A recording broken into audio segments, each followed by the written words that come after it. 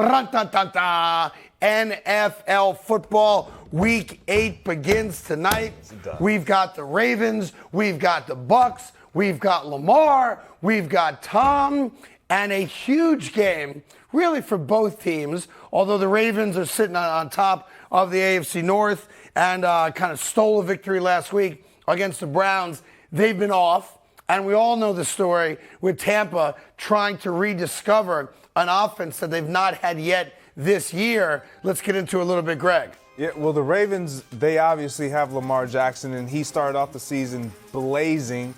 He has to get back to that, playing more loose, playing more free, and this team could be very scary. They're trying to keep at bay, obviously, the Bengals, who are right there at the top of their division with them. But when you look at the Tampa Bay Buccaneers, I keep saying it's about Brady because he's the face, he's the engine that makes it go. But this defense, if this defense can just be what they were last year, the beginning of this season, stingy, they have a chance to turn it around. They got to start establishing some form of a running game. Tom Brady can't shoulder this team. He just can't do it. I don't think it's in him anymore. I hate to doubt the GOAT. Yeah. But I doubt the GOAT. Well, they've given you a lot of reason to doubt him. And you're not doubting him career-wise. You're saying right now, in the moment, this team is broken. And he's a part of that. It's not that it's everyone else's fault. He is a part of it. But when you start breaking down the Buccaneers, in the last 2.5 games, so 10 quarters of football, the Buccaneers have scored a total of 2 touchdowns. Yeah. That's what we call losing football. And I don't care who your quarterback is. I don't care who your running back is. I don't care about any historical success. When you score 2 touchdowns over the course of 10 quarters in a high-octane sport now, which is what the NFL's become, lots of points, it's a quarterback-driven league, and you only have 2 touchdowns in 10 quarters, you got problems. And it's a weird thing because, the way I feel about the Lakers, I know a lot of people feel about Tom Brady. They want to see him fall. They want to see him fail. But right now, with all the crappy offense they've played this year, they're in first place.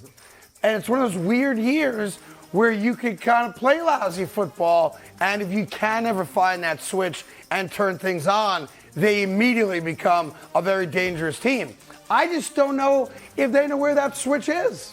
Yeah, for me, you talk about them only scoring 2 touchdowns the last 2 weeks, and I'm telling the defense, if you can be elite and stingy. But with those numbers, even if the defense is stingy, even if the defense does play lights out, you can't win games if you can't put points on the board. Correct, sir. And this offense just looks abysmal. They don't look like they can consistently move the ball down the field, put the ball in the end zone. And when you look at who's their second leading receiver right now, basically is Leonard Fournette.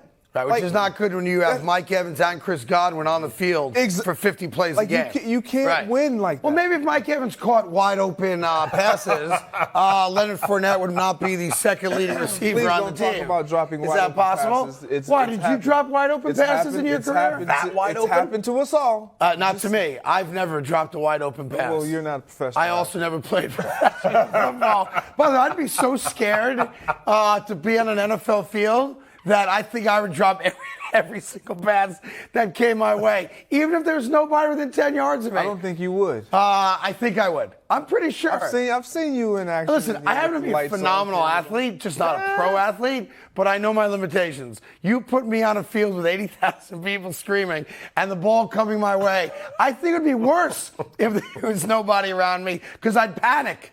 I would. I find that very hard. I would absolutely panic.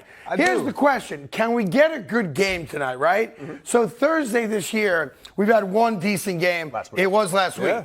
And offensively, no guarantee we're going to get a great game. But this game means so much for Tampa. Get to 500. Take a deep breath. Okay. You don't have to deal with all the nonsense from the media all week long about how bad Brady is and is he going to retire and what's wrong with this guy or that guy. From a Baltimore standpoint, if they can win the game and have a good fourth quarter, they can kind of take a deep breath and shed the moniker of, hey, really good first half team, but not a team you can trust late.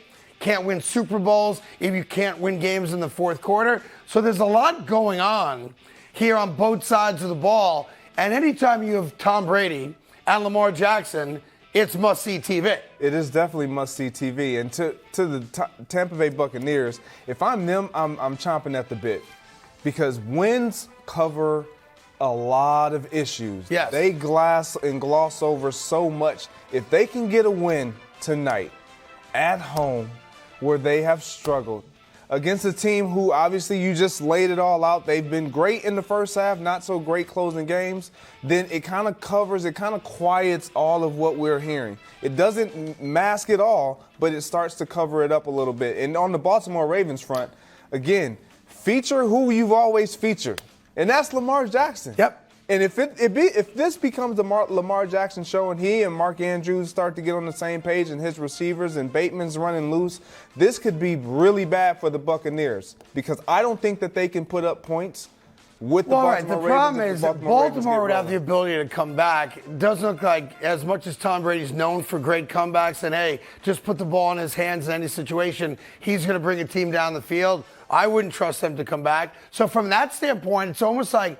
if I'm a Ravens fan, this would be the game I should win the fourth quarter, which I haven't done all year. Either way, I'm stoked, and I know we do this every single week. I cannot believe we are already in to week 8 of the NFL. It feels like just yesterday. I had hair in my head, and I was hosting a brand new show on FS1.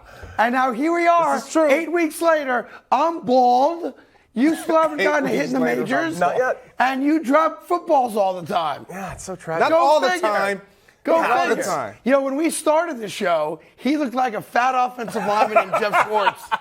Now he's a Green Bay Packer Hall of Fame. So he's the wide only one receiver. improving. Yeah, that's right. That's the only seat, by the way, that's gotten any better. No disrespect to Jeff, because I love Jeff. Yes. And he's a great guy. And it was great when we first started this show. Hey there. Thank you so much for watching The Carton Show. You can subscribe right here to get all the latest bits and segments from the show. And by the way, while you're at it, we have a lot of great shows on FS1, so check them out too.